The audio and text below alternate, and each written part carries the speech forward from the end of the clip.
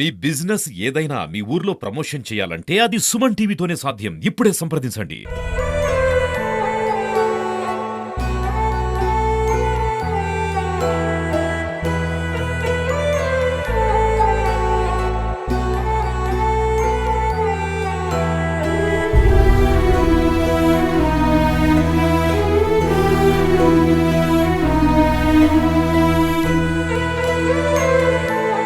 సొమ్ములు మొత్తం డబ్బులు మాకు న్యాయం చేయాలి సార్. వాళ్ళు మిగతా ముగ్గురు కూడా వాళ్ళు శిక్ష పడాలి సార్. వాళ్ళ ముగ్గురు కూడా. Hi, welcome to Suman TV. ఈ రోజు ఇక్కడ మన కోర్టు దగ్గర ఉన్నాము. నిన్న ఒక కోర్టులో ఒక సంచలనమైన తీర్పు అయితే ఇవ్వడం జరిగింది. కొడుకు తల్లి గృహహింస చేసిన అంశంలో వాళ్ళిద్దరికి యావజ్జీవ కారాగార శిక్ష అయితే విధించడం అయితే జరిగింది. సో అసలు ఏంటి స్టోరీ, ఎప్పుడు మొదలైంది, ఎలా జరిగింది ఏంటి అని ఆ బాధితుల తల్లిదండ్రులు, ఆ బాధితులకు సంబంధించిన బంధువులు ఇక్కడ ఉన్నారు. వాళ్ళ చేత అడిగి అసలు ఏం జరిగింది ఏంటి అనే విషయాన్ని తెలుసుకునే ప్రయత్నం చేద్దాం. నమస్తే అండి, మీ పేరండి? నా పేరు కాళయ్య సార్. అది కాళయ్య సార్. మాది పాలారం మండలం, సూర్యాపేట జిల్లా సార్. అణగిరి మండలం సార్. మాది పాలారం తండ సార్. మీ పాప పేరు, మీ అల్లుడి పేరు?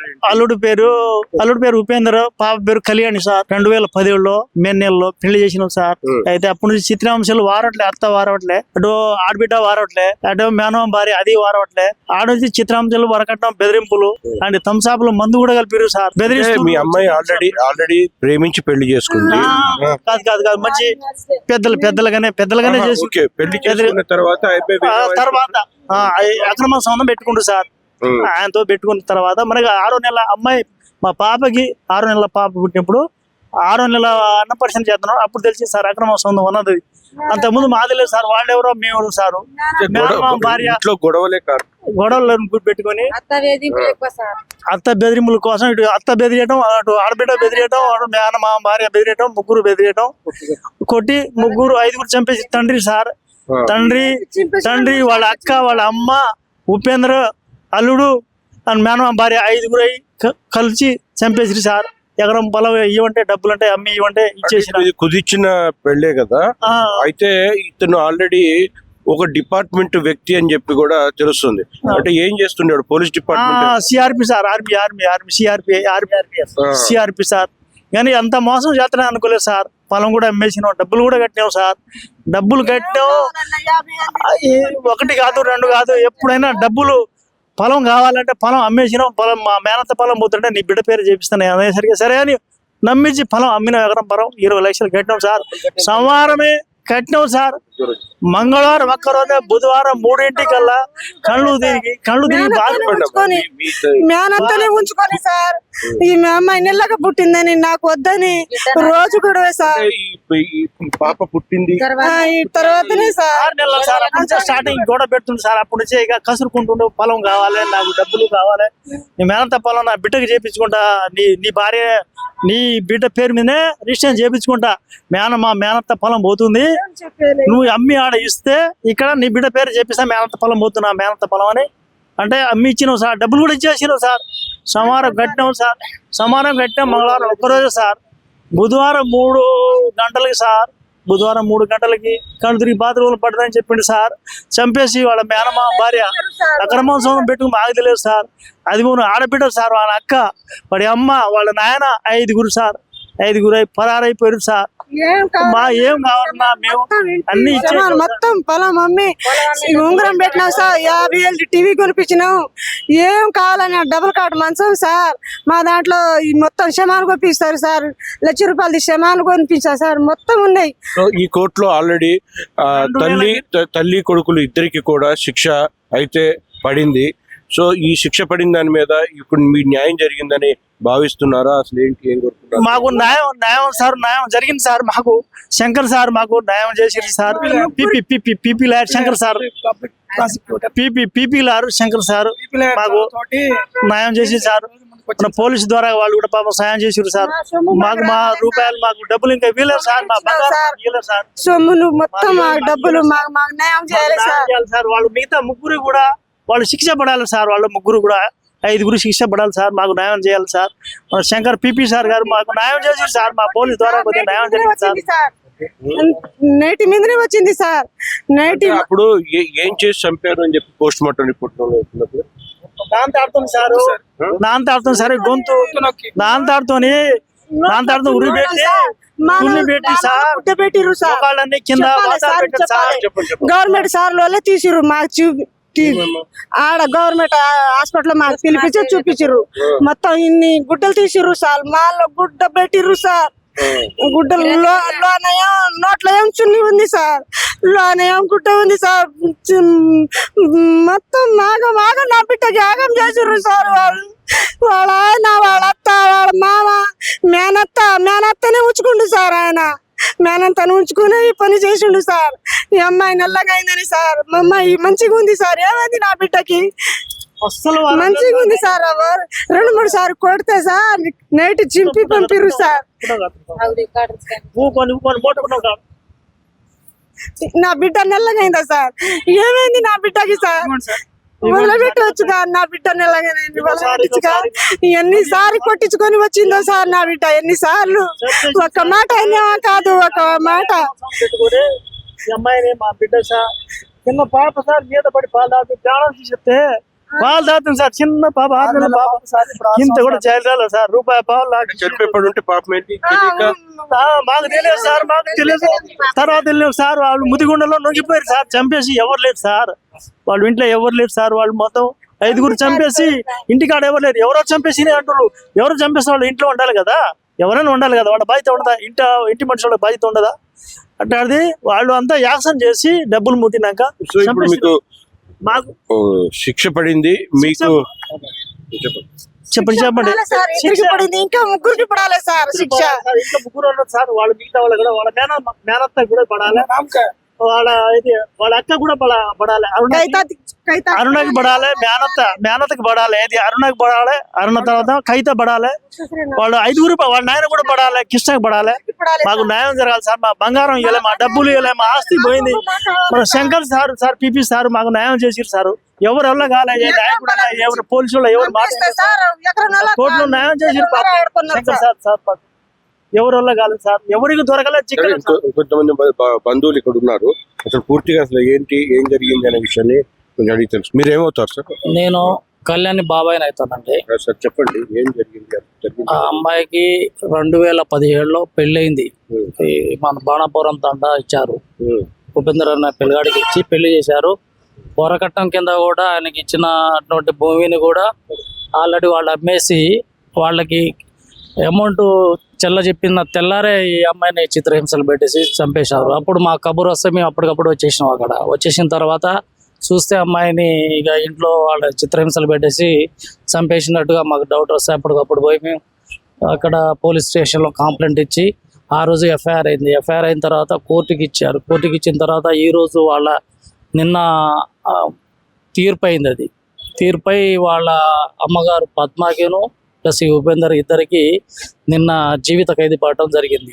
అదే కాకుండా ఆ రోజు ఆ ఎఫ్ఐఆర్లో ఇంకా 3 ఉన్నారు. ఆ 3కి ఇంకా ఎటువంటి శిక్ష ఇంకా పడలేదు. కాబట్టి వాళ్ళకు కూడా శిక్ష పడేటట్టుగా చేసి ఈ కేసుని వాదించి పబ్లిక్ ప్రాసిక్యూటర్ గారు శంకర్ సారు చాలా మా కుటుంబ సభ్యులందరికీ మంచిగా న్యాయం చేకూర్చారు. వాళ్ళకి అభినందన చేస్తున్నాం. మేము చాలా ఈ రోజుల్లో డబ్బులు తీసుకొని కూడా ఈ న్యాయం చేయకుండా ఉండే వాళ్ళు చాలా మంది ఉన్నారు. కానీ ఆ సారు మంచిగా ఎట్లాంటి పైసా ఆశించకుండా ఈరోజు ఒక పబ్లిక్ ప్రాసిక్యూటర్గా న్యాయం చేశారు. కాబట్టి ఆ సార్ని ధన్యవాదాలు తెలుపుతున్నాం మేము మా కుటుంబం తరఫున కూడా. అలాగే ఇప్పుడు ప్రస్తుతం ఈ చిన్న పాప ఉంది.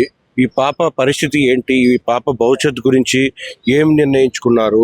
ఈ పాప తల్లికి దూరమైంది, తండ్రికి దూరమైంది. మరి ఇప్పుడు ప్రస్తుతం ఏంటి? ఈ పాపకి సంబంధించి వాళ్ళ నాన్నగారైన ఉపేందర్ వాళ్ళ నాన్నగారి పేరు మీద ఇంకా 3 ఎకరాల దాకా ల్యాండ్ ఉందండి. ఆ ల్యాండ్ ఈ పాప మీద చేసి అదే విధంగా వాళ్ళ తల్లిదండ్రులు కళ్యాణ్ వాళ్ళ తల్లిదండ్రులు ఇప్పుడు వీళ్ళు ఇచ్చిన అటువంటి భూమి అమ్మి ఇచ్చిన అమౌంట్ వాళ్ళ దగ్గరే ఉన్నాయి. అది కోర్టు కూడా హ్యాండ్ ఓవర్ చేసిన ఉన్నారు. ఇంకా కొంత చూపించలేదు, బంగారం ఉంది. అది కూడా రికవరీ చేసి కొద్దిగా పాపని న్యాయం చేయాలని మేము కోర్టు వారిని కోరుతున్నాం. కళ్యాణి నా బిడ్డ అవుతుంది సార్, మా బావ బిడ్డ. కానీ కళ్యాణిని కిరతకంగా చెప్పిర్రు సార్ ఉపేంద్రను వాళ్ళ అత్త. కానీ వాళ్ళకి శిక్ష పడ్డది సార్, అది మాకు సంతోషం. కానీ వాళ్ళ ఆడబిడ్డకి వాళ్ళ మేనత్తకి కూడా శిక్ష పడాలి సార్, అప్పుడే మాకు సంతోషం. కానీ బిడ్డ ఉంది సార్, కళ్యాణి బిడ్డ. ఆమెకు మాత్రం కొంచెం పొలం ఒక తల్లికి పెట్టిన బంగారం ఉంది సార్, అది ఇస్తే ఆ పాపం పిల్లకి మేము చూసుకుంటాం సార్. తల్లి తండ్రి లేని పిల్ల కాబట్టి మీరు చూసుకుంటారు. మేము చూసుకుంటాం సార్. వాళ్ళకి మాత్రం వీళ్ళకి ఇంకా శిక్ష పడాలి సార్, బయటికి అసలు రాకూడదు వాళ్ళు. కానీ మా బిడ్డని చాలా హింస పెట్టి చంపిరు సార్ వాళ్ళు. వాళ్ళు కూడా అట్నే హింస పడాలి. వాళ్ళ అత్తకి వాళ్ళ ఆడబిడ్డకి కూడా శిక్ష పడాలి సార్. మేము ఇదే కోరుకుంటున్నాం సార్. వాళ్ళు ముగ్గురికి శిక్ష పడితే మాకు అదే చాలు సార్. వినాయకండి పాలారంతండి మాది. పాప అయిన మా కళ్యాణి మా చెల్లి బిడ్డ. ఓకే. ఈమె భవిష్యత్తు వాళ్ళ దగ్గర మా బాబాయ్ వాళ్ళు ఇచ్చిన కట్నం పైసలు అలాగనే ఉన్నాయి. సో వాళ్ళు ఆల్రెడీ స్టేషన్లో ఒప్పుకున్నారు, ఎకరం ఇస్తామని, ఎక్స్ట్రా ఎకరం ఇస్తాం, 2 ఎకరాలు పాప పేరు మీద 2.5 ఎకరాలు చేస్తామని అన్నారు. కానీ అది జైలుకి వెళ్ళిపోయారు. అది తిరిగి పాప పేరు మీద చేయించడానికి కోర్టు వాళ్ళు కొంచెం సహకరిస్తే దానికి మించిన అంటే పాప భవిష్యత్తు బాగుందంటారు. బాగుంటుంది. అది సపోర్ట్ చేస్తే పాప భవిష్యత్ బాగుంటుందని మేము కోరుకుంటున్నాం సార్. నా పేరు ఏ శంకర్, పబ్లిక్ ప్రాసిక్యూటర్. గత 4 సంవత్సరాల నుండి పబ్లిక్ ప్రాసిక్యూటర్గా municipal district and session judge court ఖమ్మంలో విధులు నిర్వహిస్తున్నాను. ఈరోజు ఖమ్మం జిల్లా కోర్టులో ఒక సెన్సేషనల్ తీర్పు ఇవ్వబడినది. ఈ కేసు పూర్వపరాలు ఏంటనగా, కళ్యాణి అనే అమ్మాయిని పెళ్లి చేసుకున్న తర్వాత, అతను పెళ్లి చేసుకున్న వ్యక్తి సిఆర్పిఎఫ్ కానిస్టేబుల్. అతను పెళ్ళైన తర్వాత అతని పెళ్లి సందర్భంగా 4,50,000 రూపాయలు నగదు కట్నము మరియు ఆభరణాలు, కట్న కానుకలు అన్ని ఇవ్వడం పెళ్లి జరిగింది. కొంతకాలం వారి యొక్క వివాహమైన తర్వాత వాళ్ళు సాఫీగా జరిగినది వాళ్ళ జీవనం. ఆ తర్వాత వాళ్ళు ఒక పాపకు జన్మనిచ్చినారు. ఆ పాప పేరు కూడా చరిష్మ అనే పేరు పెట్టుకున్నారు. అంతకాలం తర్వాత ఈ యొక్క అబ్బాయి తల్లి, వాళ్ళ సిస్టర్స్ మరియు అతను అదనపు కట్నం గురించి అనేక రకమైనటువంటి వేధింపులు చేయడం వల్ల పెద్ద మనసుల సమక్షంలో వాళ్ళు మార్లు ఆ సమస్యని పరిష్కరించుకొని వాళ్లకు సలహాలు ఇచ్చి పంపించడం జరిగింది. మొదటి దఫాగా ఆ అమ్మాయిని కూల్ డ్రింక్స్ లో మిక్స్డ్ పాయిజన్ ఇచ్చి ప్రయత్నం చేస్తే అమ్మాయి సస్పీషియస్ తో ఆ ఇంటి నుండి పారిపోయి తల్లిగారింటికి చేరుకున్నది. అప్పుడు వాళ్ళు కూడా ఒక కేసు పెట్టడం జరిగింది. ఆ తరువాత 2 గ్రామాల పెద్ద మనుషులు, 2 వర్గాల పెద్ద మనుషులు కలిసి ఇలా చేయడం మంచిది కాదు, ఒక సంతానం జరిగింది కాబట్టి మంచిగా జీవనం కొనసాగించండి అని పెద్దలు సలహాలు ఇవ్వడం జరిగింది. ఆ సలహా మేరకు వాళ్ళ జీవనం స్టార్ట్ అయిన మళ్ళా ద్వితీయ అంకంలో అదే విధంగా మళ్ళీ డబ్బులు, కట్నాలు, కానుకలు తీసుకురమ్మని చెప్పి అనేక రకాల వేధింపులు చేస్తే ఈ అమ్మాయి యొక్క తల్లిదండ్రులు, కళ్యాణి అనే అమ్మాయి తల్లిదండ్రులు వ్యవసాయ స్థలంను, కొంత నగదును అమ్మేసి కట్టడం జరిగింది. గోల్డ్ కూడా ఇవ్వడం జరిగింది. తర్వాత అంతటితో సంతృప్తి పడకుండా అతని యొక్క అలవాట్లు మార్చుకోకుండా అనేక విధాలుగా అదనపు కట్నం గురించి డిమాండ్ చేయడం వలన వాళ్ళు పోలీస్ స్టేషన్లో దరఖాస్తు ఇవ్వడం జరిగింది. ముదిగొండ పోలీస్ స్టేషన్లో అప్పుడు కేసు రిజిస్టర్ జరిగింది వాళ్ళ మీద. అప్పుడు మళ్ళీ రాజీ పడే క్రమంలో ఇతనికి అక్రమ సంబంధంగా వేరే వివాహితతో కూడా అక్రమ సంబంధం ఏర్పరచుకున్నట్టు కూడా ఆ యొక్క నివేదిక ఇన్వెస్టిగేషన్ లో పొందుపరచడం జరిగింది. కానీ ఈ యొక్క అబ్బాయి కానిస్టేబుల్ మరియు వాళ్ళ తల్లి, ఇంకా వాళ్ళ అక్క, ఇంకా 3 అక్రమ సంబంధం ఉన్న వీళ్ళందరూ 5 కలిసి అనేక రకాలుగా టార్చర్ చేయడం వల్ల అనేక పెద్ద మనుషులు మళ్ళా కలిసి ఇలాంటి డిమాండ్ చేయకూడదు పదే అని చెప్పని సలహా ఇచ్చినా కానీ మళ్ళీ మానుకోకుండా ఒక రోజు చివరగా 12/2/2020 రోజు సాయంత్రం సొంత అల్లుడు గారే ఈ కానిస్టేబుల్ అయిన ఉపేంద్ర గారు వాళ్ళ అమ్మాయి కళ్ళు తిరిగి పడిపోయినది అని చెప్పి శ్యామలతో పక్కింటామెతో ఫోన్ చేయించేసి సరికల్లా ఇద్దరు భయస్థులై ఇంటికి చేరుకోవడం జరిగింది. పోయిన తర్వాత ఆ తండావాసులు అమ్మాయిని చంపేసి శ్యామలతో ఫోన్ పెట్టించిన కాసేపటికి తండావాసులు ఫోన్ చేసి ఏం చెప్పారంటే, వాళ్ళంతా ఇక్కడ ఏదో అనుమానాస్పదంగా ఆ అమ్మాయిని వీరింటి కుటుంబ సభ్యులు చంపేసి పారిపోయినారు అని చెప్పి అక్కడ వారు చెప్పడం జరిగింది. ఆ అమ్మాయిని వెళ్ళి చూడగా ఒక విగత జీవితగా పడి ఉన్న తర్వాత ఆమె చూస్తే గొంతు మరియు కాళ్ళ పైన అనేక రకాల గాయాలు, రక్త గాయాలు. అదే రోజు చంపిన రోజు మధ్యాహ్నం 2:30 గంటల సమయంలో ఆ మధ్యాహ్నం ఉపేంద్ర నాయక్, అతని తల్లి పద్మ, తండ్రి కృష్ణ, ఆ అక్రమ సంబంధం ఉపేంద్ర గారితో ఉన్న అక్రమ సంబంధం అరుణ, మరి అతని అక్క కవితలు అనేక రకాల చిత్రహింసకు గురి చేసి వాళ్ళే హత్య చేసినట్లు అక్కడ పరిశీలించిన ఆధారాలను బట్టి ఈ పోలీసు వారు ఛార్జ్షీట్ ఫైల్ చేయడం జరిగింది.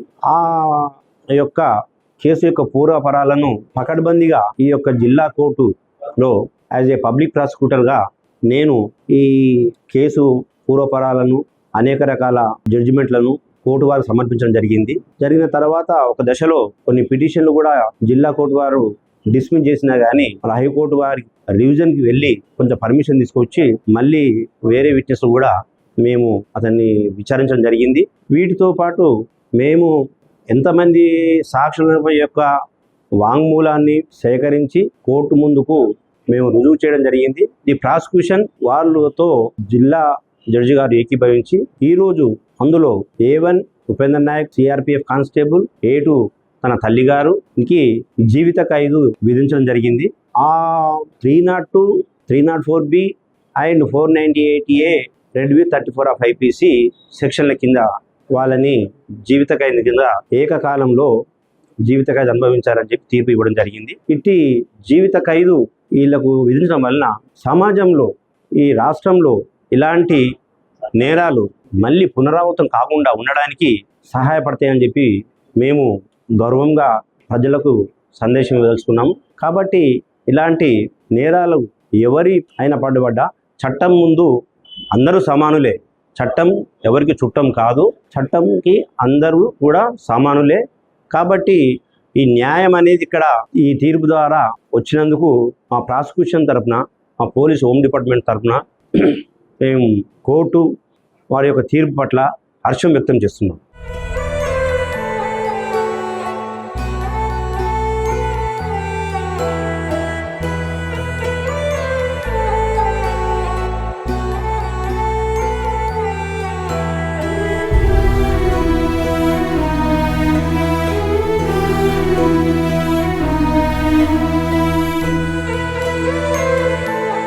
సొమ్ములు మొత్తం మాకు డబ్బులు మాకు న్యాయం చేయాలి సార్. సార్ వాళ్ళు మిగతా ముగ్గురు కూడా వాళ్ళు శిక్ష పడాలి సార్. వాళ్ళ ముగ్గురు కూడా